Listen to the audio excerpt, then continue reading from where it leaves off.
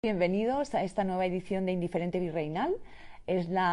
Cerramos el mes, casi cerramos curso con estos calorones, pero bueno, estamos hoy muy contentas de tener aquí a Ana Garriga. Ana hizo su doctorado en la Autónoma de Madrid sobre correspondencia y sobre las cartas de Santa Teresa.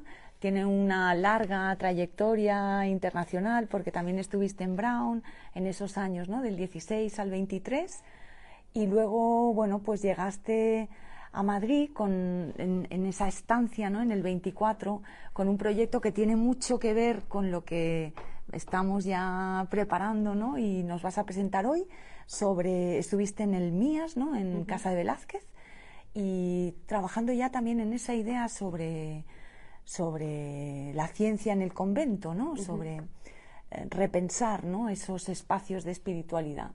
Entonces, preparando la charla, decíamos, bueno, pues, ¿cómo lo hacemos?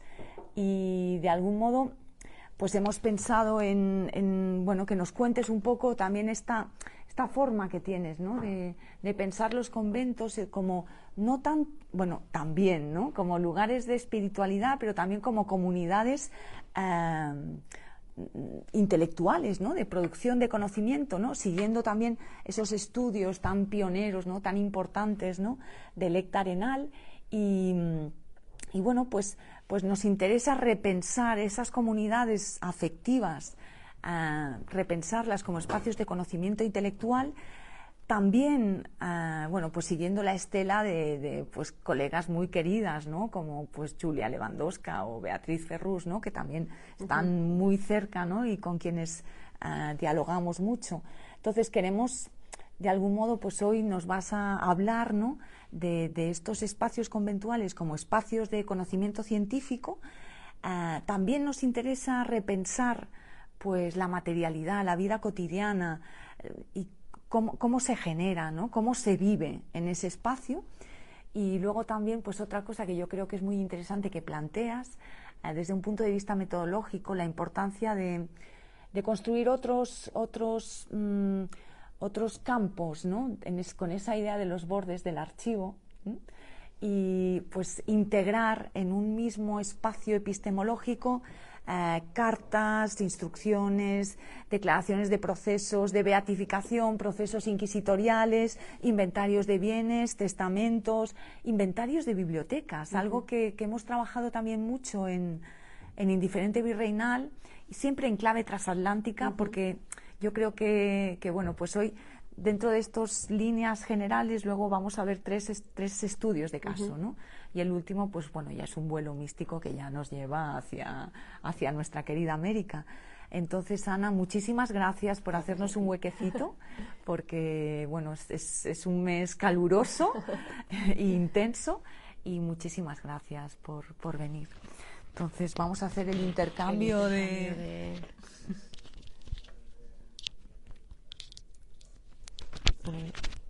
Perdona que... Ahí, vale.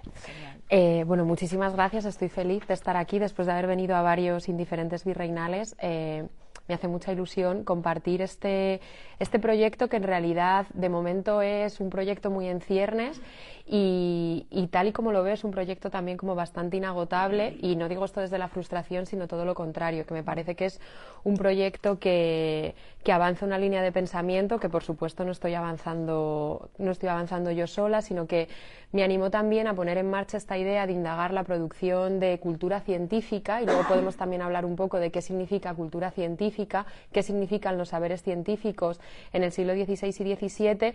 Me animó a indagar en esto, ver que había voces que estaban también trabajando en esto mismo. Tú misma, Judith, con Beatriz Ferrús y vuestra edición del Tratado de la Redondez de la Tierra. A mí me gusta como empezar a narrar este proyecto, intentar ir balándolo con cómo yo llegué a este tema de investigación. creo que el punto de partida o algo como que me ayudó a comenzar a pensarlo fue la infame serie de Netflix de Sor Juana Inés de la Cruz, que hay una escena que, bueno, no sé si recordáis la serie, tampoco es que sea especialmente recomendable, pero bueno, Sor Juana Inés, que vivió en el convento de Jerónimas de Ciudad de México, hay una escena en la que se enfoca su celda, y en la celda los productores, directores de la serie decidieron como encapsular todo lo que significaba Sor Juana en una escena en la que ella está conversando con la virreina. En la celda de Sor Juana, junto a un escudo de monja o venera, un rosario, pues también aparecen objetos muchísimo más atípicos para el entorno conventual, como por ejemplo un telescopio. En la mesa está, mientras ellas hablan, aluden a las Metamorfosis de Ovidio, mencionan a Athanasius Kircher, aparece un astrolabio. Entonces, bueno, esta imagen de alguna manera nos alertaba de que Sor Juana en la cultura popular es como la monja científica, y de esta manera se ha ido construyendo como, parecía casi como una rara avis en el entorno conventual de la modernidad temprana, como si fuera la única monja que había tenido acceso a conocimientos científicos. Esa idea de Sor Juana como una autora como atípica y casi monstruosa me escamó después de haber estado como sumergida, leyendo, como comentaba Judith, no solo, bueno, cartas, biografías, poemas, o sea, después de haber estado rebuscando en archivos conventuales y leyendo el trabajo de otras colegas, me escamó. Y me llevó a pensar que quizás sería un buen momento, después de todos los estudios de los años 80 que ya habían demostrado con mucha contundencia, como comentabas, que los conventos eran comunidades intelectuales, comunidades de lectoras y comunidades de escritoras, y cómo todas las monjas se habían apropiado de las grandes tendencias de pensamiento que sucedían más allá de las celosías para pensar su propia experiencia espiritual y para posicionarse como productoras del conocimiento.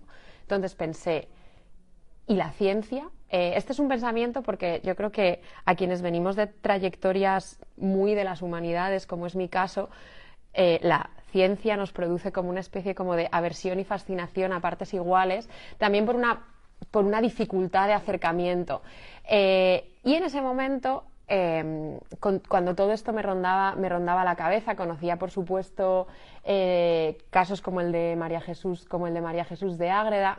Sabía también que, también gracias a trabajos que desde los años 90 han empezado a indagar los conventos no solo como comunidades intelectuales, sino también como entidades bancarias, o sea, la idea de los conventos casi como células autogestionadas que iban mucho más allá de la espiritualidad. Esta idea del convento poroso de Elizabeth Leffel me ayudó mucho también a pensar en esto. Y bueno, en medio de todo esto pensé, yo creo que la idea que despertó todo también fue cómo podían percibir, o sea, qué podía significar para las monjas cultivar un conocimiento científico y subcientífico. Por un lado, empecé a descubrir que había, por supuesto, simplemente como pequeñas invenciones científicas, desde remedios farmacológicos hasta pequeñas invenciones de ingeniería, que ayudaban a las monjas a sobrevivir en el bienestar de sus conventos. Por un lado estaba ese universo que quizá más desde la materialidad, pero por otro lado también empecé a percibir que los nuevos discursos científicos que surgen con la explotación colonial les permitían a las monjas textualizar experiencias tan ajenas y tan sorprendentes como sus experiencias místicas, que describían mundos tan ajenos como la realidad transatlántica. Entonces, bueno, a partir de ahí decidí indagar, o sea, ver, y por eso comento que es como una indagación como muy en ciernes. Providencialmente, esto no suele suceder, pero sucedió. Luego, yo creo que mejor al final, porque me apetece también mucho hablar como de cuáles son como mis anclajes metodológicos, o sea, qué lecturas y de qué disciplinas, pero quizá mejor hacia el final, porque para mí fue esencial para armar y pensar este proyecto, un caso que encontré trabajando sobre temas alquímicos en el archivo de Simancas. Descubrí un caso de una clarisa de Córdoba, Catalina de Torres, que en 1493 es denunciada a la Inquisición, dice el caso, porque socolor de hacer alquimia falsificaba reales. Entonces, ese caso del que estoy intentando averiguar un poco más, estoy escribiendo un artículo ahora, pero ese caso como que me abrió una realidad que, por un lado, era decidí como plantear qué era lo que, o sea, cuál era como el problema radical y por qué la monja fue llevada a la Inquisición. ¿Era por desestabilizar una armonía económica? ¿Era por jugar con la alquimia, que era casi una subciencia taumatúrgica ya a finales del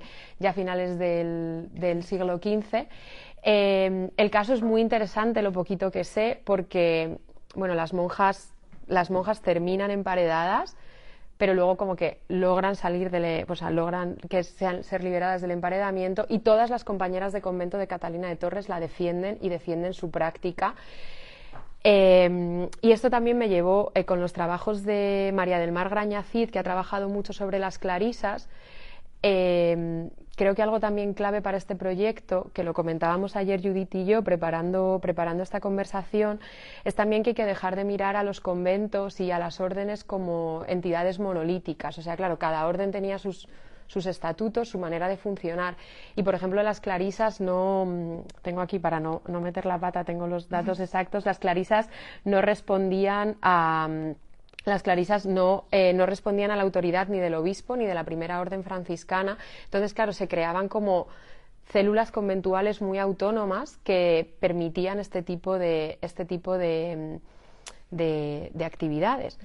Y todo esto, el caso de Catalina de Torres, que para mí es un caso que quizás sea como del que menos sepa ahora mismo, pero me ha resultado un caso muy paradigmático, porque me lleva también a pensar como en una visión de actualizar la historia y de acercarnos a lo que los archivos nos han legado, que necesariamente sin dejar de lado el rigor en ningún caso, pero también necesariamente caer en prácticas de recreación, que esto es algo con lo que están trabajando mucho y muy bien ciertas historiadoras e historiadores de la ciencia, como Pamela Smith o Tara Numedal, que lo que plantean es que necesariamente, para entender ciertos conocimientos tácitos del pasado que no han quedado registrados escritos, tienes que entrar como en ciertos terrenos de recreación. Para mí, en este caso de Catalina de Torres, significa... nunca vamos a encontrar cómo trabajaba Catalina de Torres. O sea, sería maravilloso encontrar de pronto un registro escrito de cómo falsificaba realmente ella esos reales. No lo vamos a encontrar, pero creo que de la misma manera que hemos tendido como historiadoras de la cultura, como historiadoras de la literatura, hay una tendencia a generalizar lo hegemónico, creo que también podemos darle la vuelta y empezar a generalizar lo menor. Es como si una monja clarisa a finales del siglo XV revolucionó todo su convento y toda la ciudad de Córdoba porque estaba falsificando reales, y eso suponía un conocimiento de la práctica alquímica, de la supuesta transmutación de metales en oro, un conocimiento de que realmente las prácticas alquímicas se utilizaban desde la corona castellana para aliviar, digamos, como las crisis económicas.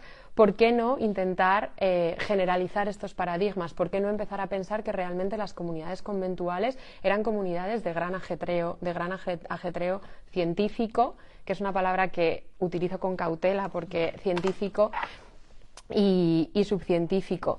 Y en este sentido, junto con estos historiadores estas historiadoras de la ciencia que comentaba, que tienen prácticas de recreación científica que a mí me han ayudado mucho a pensar en esto. O sea, me encantaría llegar en algún momento a armar un proyecto así, porque ellas lo que hacen es directamente recrear en la materialidad pues recetarios del siglo XVI, pero también pensar, pues lo que decía pues el medievalista francés Marc Bloch, que si solo conoces el pasado por las huellas que ha tenido por bien legarte, necesariamente siempre tienes una visión deficitaria. Entonces, para mí, estas visiones y esta manera de trabajar la historia son claves en la conceptualización de mi proyecto.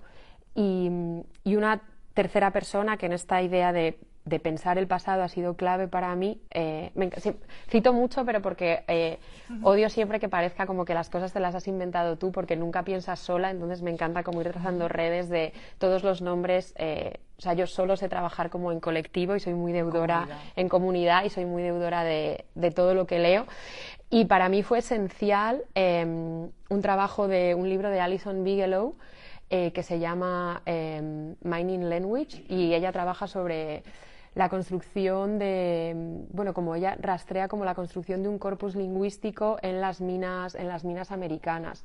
Y ella trabajaba, en su caso, planteaba en términos cartográficos, decía, los mapas que tenemos, los diccionarios que tenemos, siempre están creados por las autoridades coloniales. ¿Qué pasa si jugamos a recrear mapas desde otro punto de vista, a recrear diccionarios desde otro punto de vista? Entonces, bueno, todos estos juegos de recreación histórica que pueden sonar como muy poco rigurosos, creo que todo lo contrario, o sea, que creo que tenemos que aferrarnos a eso para intentar, bueno, como obtener como otras radiografías del pasado conventual. Así, o sea, esta fue como mi itinerario. Primero la serie de Sor Juana y decir, no creo que el astrolabio de Sor Juana sea como el único elemento científico en los conventos. Por supuesto, también en el proyecto dejo de lado de momento todo lo que tiene que ver con las prácticas médicas, que están mucho más estudiadas, sobre todo a partir del libro de Elizabeth Parks sobre las prácticas de disección en conventos italianos para la producción de reliquias, porque como que me cuesta mucho, y por eso es un proyecto en ciernes, me cuesta mucho delimitar, porque por eso comentaba al principio que hablo de la palabra ciencia con mucha cautela, porque de algún modo resulta inagotable. Es cosmografía, es filosofía natural, es medicina, es farmacia, es monjas perfumistas. O sea, de alguna manera hay que intentar acotar. Entonces, por un lado, tenía como a la monja alquimista, que me llevaba más como a todas estas, una figura casi fantasmagórica, que también, casi como una casualidad histórica, su caso es de 1493, y me hacía pensar que, aunque mi corpus de trabajo de momento es casi exclusivamente peninsular, pero en ningún caso pienso en la producción del conocimiento en la metrópolis como un conocimiento aislado de la influencia transatlántica, sino más bien todo lo contrario. O sea, Bárbara Fuchs, que es una historiadora de la literatura, tiene trabajos muy interesantes que contradicen esta idea que se ha planteado muchas veces sobre Madrid como una capital total y completamente, o sea, en la que las presencias americanas eran casi como excentricidades en los interiores palaciegos y en los interiores de las casas de la nobleza. Frente a esta idea, que se ha planteado muchas veces, Bárbara Fuchs plantea que el sustrato de los saberes americanos y las ansiedades que generan los saberes americanos y la llegada como de materias americanas está un poco como por todas partes, está en los cambios del lenguaje. Y yo creo que este caso, que aunque solo fuera una casualidad histórica, pero que el caso de Catalina de Torres fuera justo en 1493, me ayudaba también a pensar en esta producción científica en los conventos como para entender los saberes americanos como un revulsivo para los saberes de la metrópolis. Y esto enlaza, o sea, nos vamos moviendo cronológicamente en el tiempo, con el siguiente caso. Pero espera, dime, perdón. Antes de este caso, sí. que además, o sea, yo creo que lo tomas como primer caso, sí. ¿no? Y además siglo XV, muy interesante. Lo interesante dentro también de todas esas perspectivas que genera es pensar que tampoco es un caso aislado, Catalina, dentro de su propio convento. Eso es. Que todas estaban al eso tanto es. de eso. A mí eso me parece interesantísimo. Sí, eso de hecho, había olvidado mencionar esto, y en otra ocasión, no he presentado públicamente, o sea, como de manera así tan panorámica, tuve la ocasión de presentar el proyecto como en una especie de workshop, y algo que se me criticó realmente fue precisamente que una persona me comentaba, me dice, pero no puedes generalizar que porque Catalina de Torres estuviera como incurriendo en prácticas alquímicas, el resto de monjas de su convento también. Pero claro, eso creo que es total y completamente desmentible, por cómo funcionaban los conventos. O sea, los conventos eran comunidades muy cerradas, en las que sabemos perfectamente que las prácticas de lectura se hacían en comunidad, que había como ratos de conversación. Entonces creo que esta idea es muy interesante, la idea de dejar de mirar. O sea, creo que el centro de mi proyecto es la idea de dejar de mirar como estos grandes nombres, ya sea pues una María Jesús de Ágreda, esta figura fantasmagórica de Catalina de Torres, la misma Sor Juana, como casos aislados que funcionaban de manera autónoma, individual, y desde la absoluta soledad dentro de sus conventos, sino más bien todo lo contrario, plantear que los conventos eran hervideros de conocimiento, ya se ha dicho muchas veces, y también de conocimiento científico. Creo también porque todo esto, volviendo a esta idea como del convento poroso, que creo que hay como dos conceptos, que por un lado es la idea del concepto poroso y por otro lado también la idea de la epistemología alternativa del convento, la idea que las monjas siempre están como en una carrera constante por reapropiar dentro de los límites del convento la producción del conocimiento oficial, la idea de cómo pueden ellas intervenir en el conocimiento oficial que se está produciendo.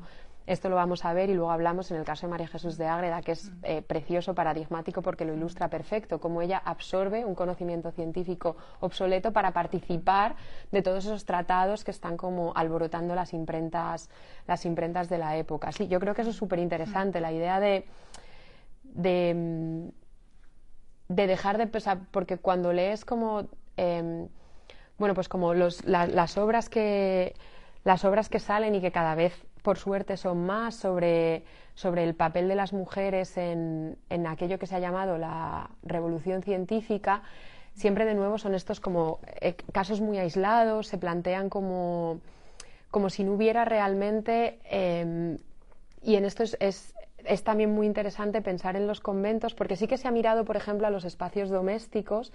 Margaret Boyle tiene un trabajo muy interesante que habla de los espacios domésticos del siglo XVI como tecnoespacios, o sea que el prototipo de ama de casa del siglo XVI y XVII era realmente una persona como que estaba siempre que su cocina era un tecnoespacio, es un lugar donde se preparaban remedios, que tenían como muchísimo conocimiento de una cultura científica que siempre ha estado como en los márgenes de la producción del conocimiento científico oficial, porque estaba opacada por capas de domesticidad.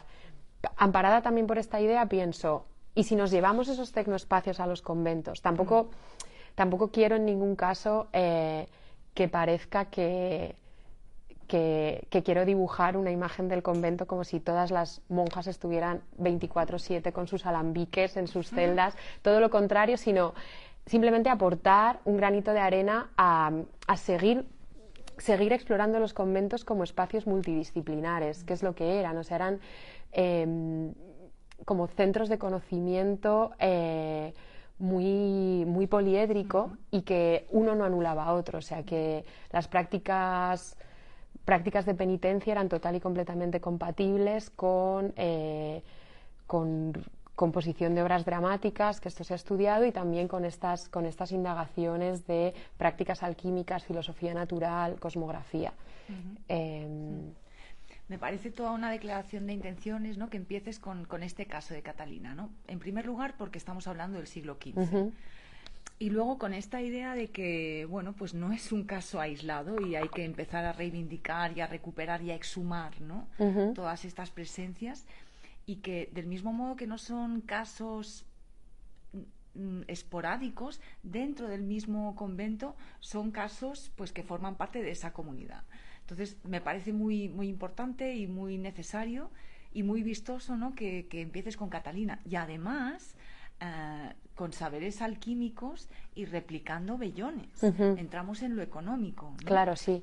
Entonces ahí creo que es súper importante que como punto de partida tomes a este caso, ¿no? Porque pues de algún modo rompe con muchos estereotipos, ¿no? Y lo económico es muy importante. Sí, de hecho, bueno, no he entrado a hablar de lo económico para no extenderme demasiado, pero el germen en realidad de todo esto es cuando trabajaba sobre Santa Teresa, las metáforas que utiliza Santa Teresa para explicar los grados de oración y son siempre o casi siempre metáforas económicas, o sea, son metáforas económicas que tienen metáforas económicas muy complejas de entender desde nuestro conocimiento presente del dinero, pero que tienen mucho que ver con la incipiente cultura del crédito, y esto lo explica muy bien, se me olvidó en el libro este que se llama Trabajos, Dineros, Negocios, que tiene que ver sobre las prácticas económicas de los conventos carmelitas.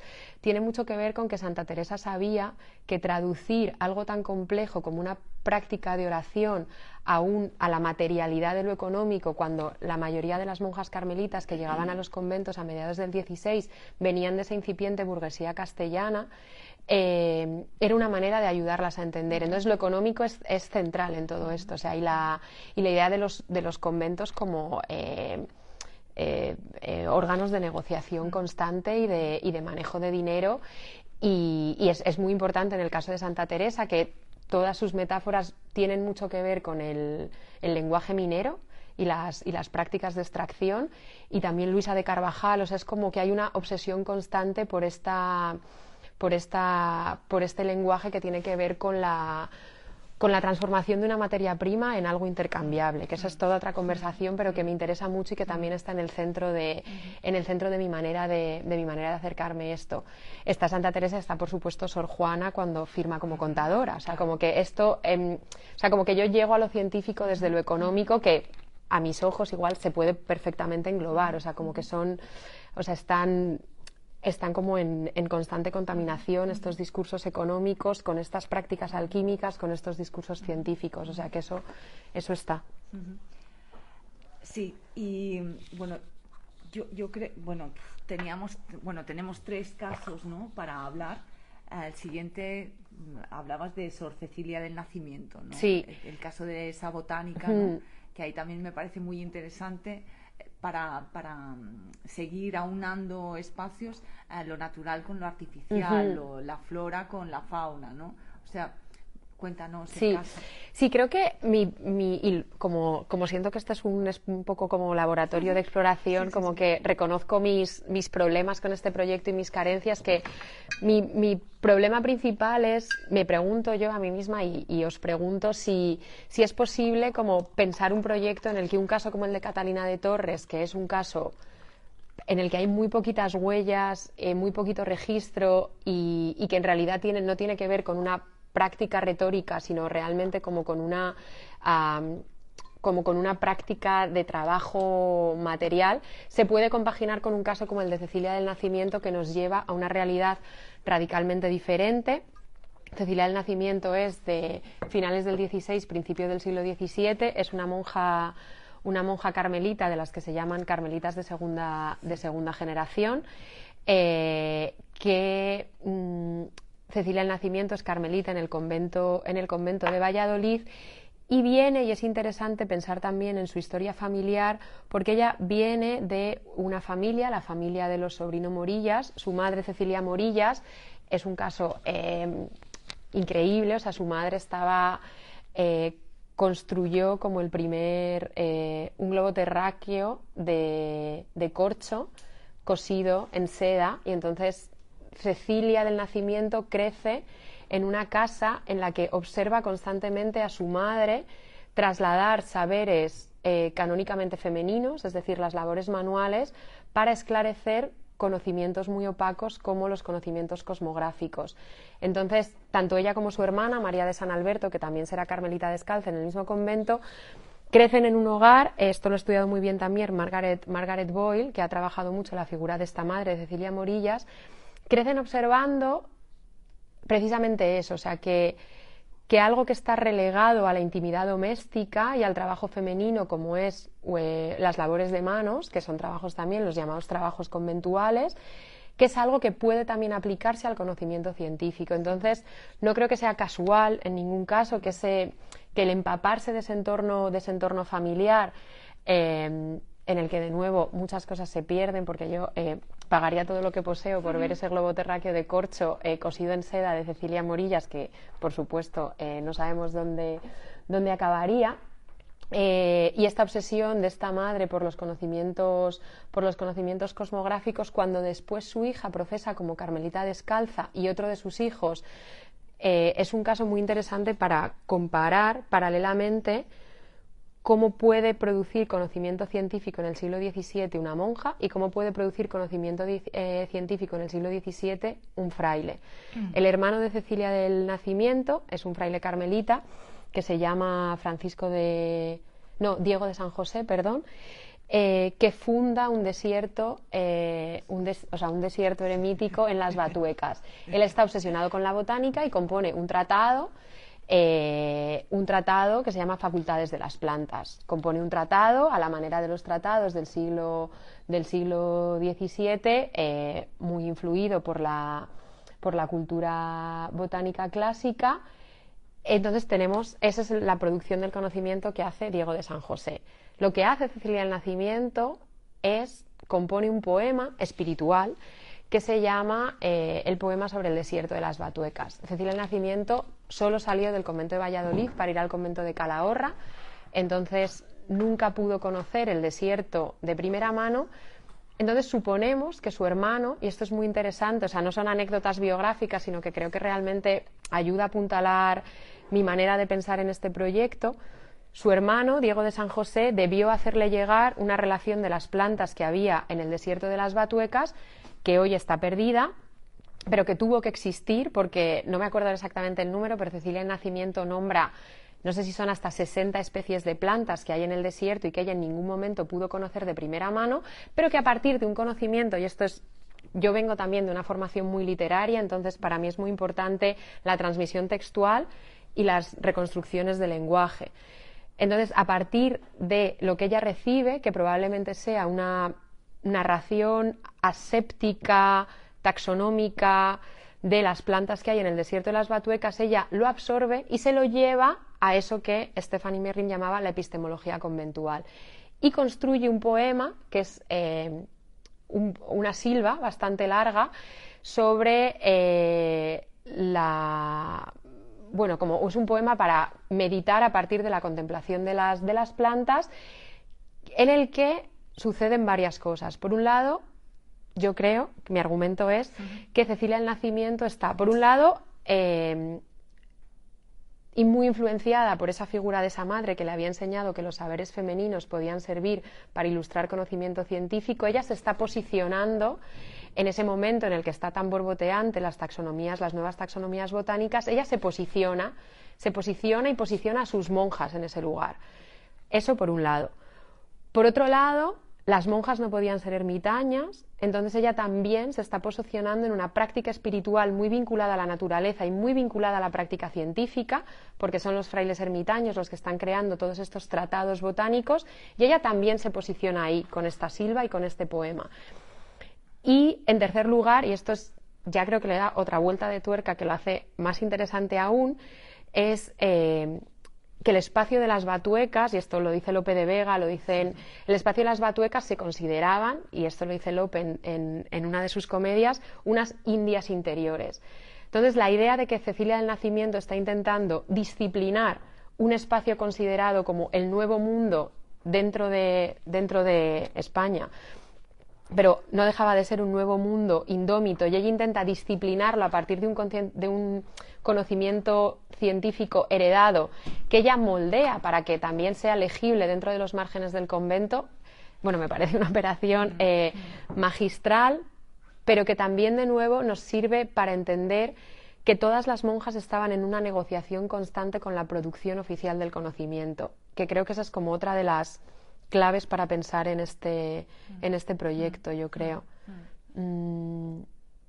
Sí, o sea, yo creo que el caso de Cecilia del Nacimiento, que se ha estudiado mucho su figura, pero hasta donde yo sé este poema se ha mencionado, y es muy interesante también cómo construye el poema, lo que tú comentabas antes, Judith, de esta idea todo el rato de crear una especie como de relación homogénea entre la artificialidad y la naturaleza.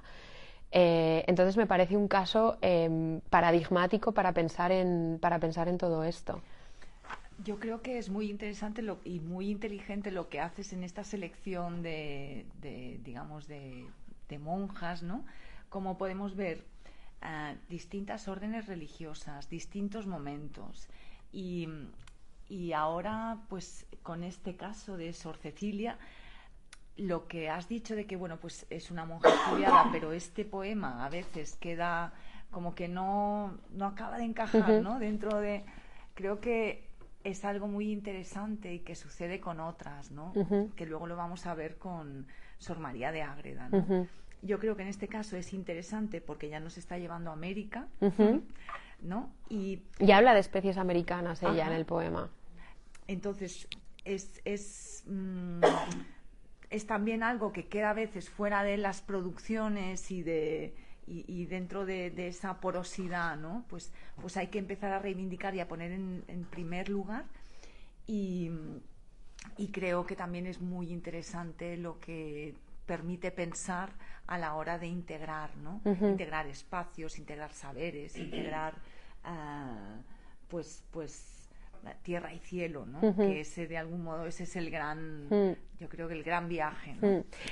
Y creo que también algo que no he comentado en el caso de, porque tampoco iba a hacer aquí como un close reading del poema, pero creo que algo muy interesante del caso de Sor Cecilia de Nacimiento, que nos sirve también para enlazar con el caso de Sor María Jesús de Ágreda, es el uso del lenguaje, o sea, la manera que ella tiene para fingir una cercanía con un espacio desconocido es siempre a partir de juegos lingüísticos, que en su caso son muy concretos y es como una especie de fantasía deíctica en la que todo el rato, de manera muy insistente, apela a sus lectoras, y porque estoy convencida que este poema está hecho para que circulara en el convento y que las monjas pudieran como conocer espacios que ninguna conocería.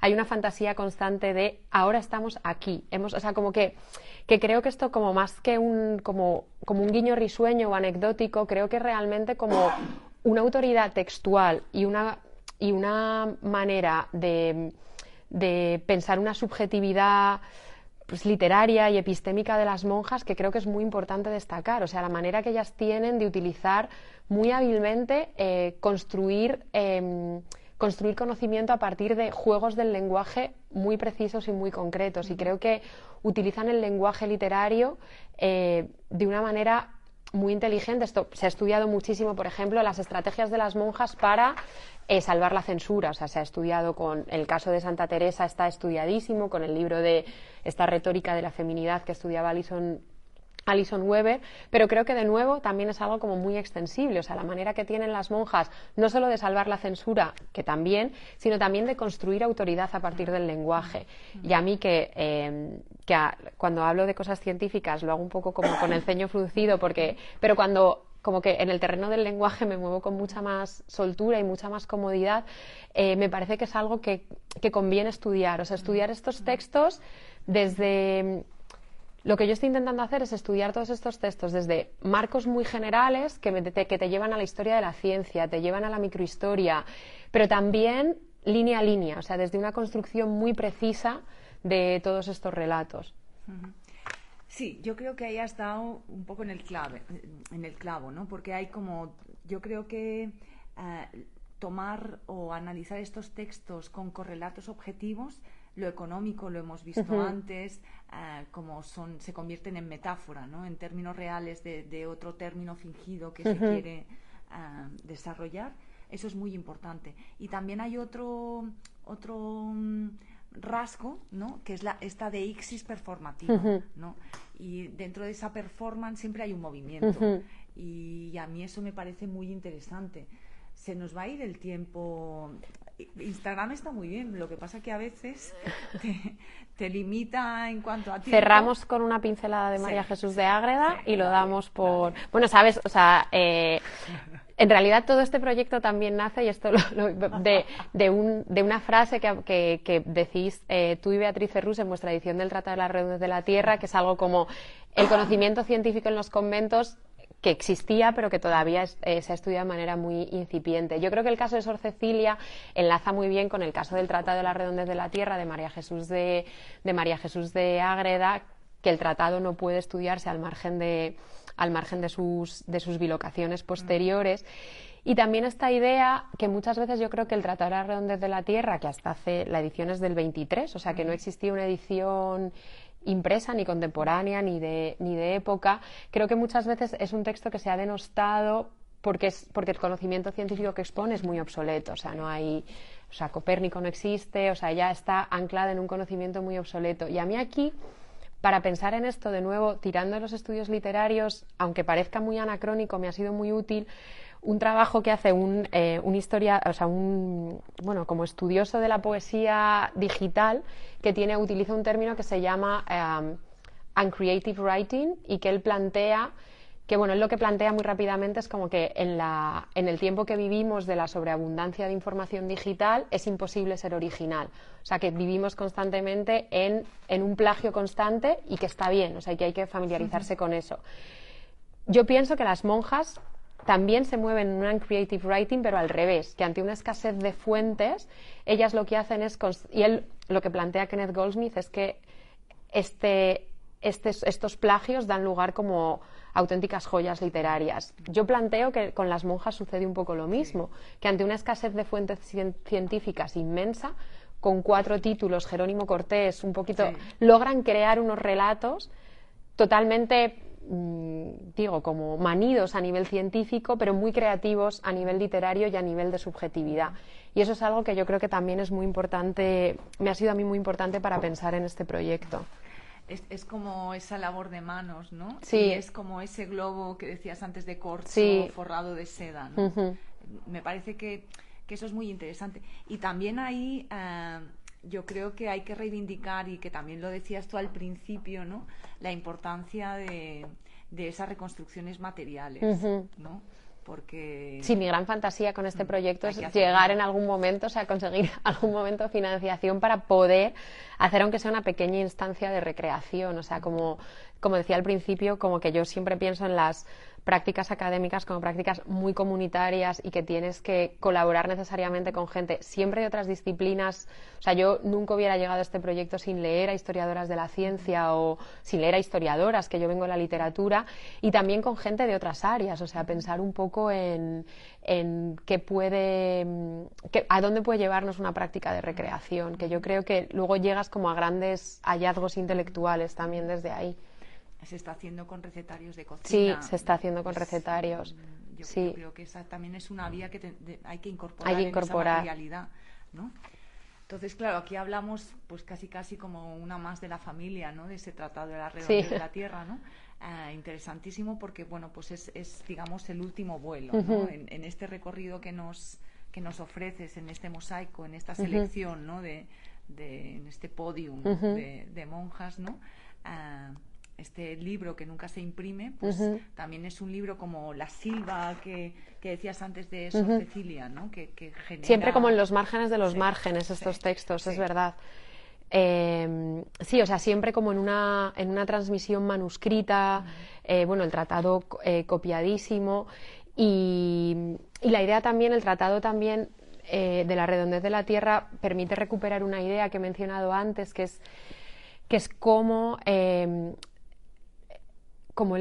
que esto hay historiadoras de la ciencia, Paula Finden lo explica muy bien, la idea de que los comienzos de los discursos científicos que terminarían siendo como este conocimiento científico como racional y aséptico, tienen un lenguaje muy lúdico. O sea, el comienzo de los primeros tratados de filosofía natural, siempre ella tiene un artículo que se llama como Chistes de la naturaleza, y analiza tratados de filosofía natural franceses, y que el lenguaje que utilizan es muy lúdico y muy extravagante. Y creo que esto también le sirvió a las monjas, y creo que es el caso de María Jesús de Ágreda, la idea de estos como lenguajes extravagantes para plantear lo que ellas sabían que era una experiencia extravagante, para plantear ese vuelo por los 7 cielos. O sea, que creo que hay ahí como una simbiosis que las monjas supieron llevar muy bien y que puede, como que mirado desde el presente puede parecer extraño, como entre recurrir como un paradigma del lenguaje científico para explicar experiencias espirituales, para legitimarlas, porque en realidad estaban como como en el mismo horizonte de lejanía, de alguna manera. Y eso la verdad que me fascina y es algo que tengo como que apuntalar mejor, pero que me apetece también explorar. Claro, porque además yo creo que volvemos otra vez a la importancia de la metáfora, ¿no? O sea, el término real y el término fingido. Lo hemos visto con lenguaje económico, con lenguaje científico. Pues desde luego yo creo que eso está ahí. Y está ahí. Y, Joana, qué pena, se nos ha ido volando. Sí, la verdad que sí, yo decía, madre mía, ¿cómo voy a hablar una hora? Y digo, no, pues... Casi estamos ahí claro. Y desde luego, volando. O sea, volando nos vamos y volando casi termina. Muchísimas gracias. Gracias a ti y a todo el mundo, muchas gracias. Está muy a gusto. Qué bien. Bueno, pues nada, despedimos esta sesión con Ana, que se nos ha hecho cortísima. Y ya solo nos queda, para acabar el curso, una última sesión que será en el mes de junio, que vamos a recibir a Paula Mues, que también en esa clave celestial nos va a hablar de las virtudes del color azul, ¿no? De cómo, pues de algún modo, esa materialidad también tiene esa lectura simbólica, y muy interesante porque ella es restauradora, especialista también en historia del arte, y cómo la realidad, la materialidad de los pigmentos determinan y explican muchas veces también la metáfora del azul, ¿no? Como color asociado a la Virgen, ¿no? Y bueno, pues ya en esa estela, de verdad, otra vez, mil gracias. Gracias, Ana. a ti. Y mil gracias a todos los que nos habéis seguido en directo o nos vais a ver en algún momento, ya sea en esos vídeos que nos ayuda a editar la Unidad de Divulgación Científica del CSIC, nuestra querida Isabel Fernández, y también depositamos los vídeos en Digital CSIC y en la página web de Archivo Colonial. Entonces, con esta pequeña cuña publicitaria nos despedimos y mil gracias a todos.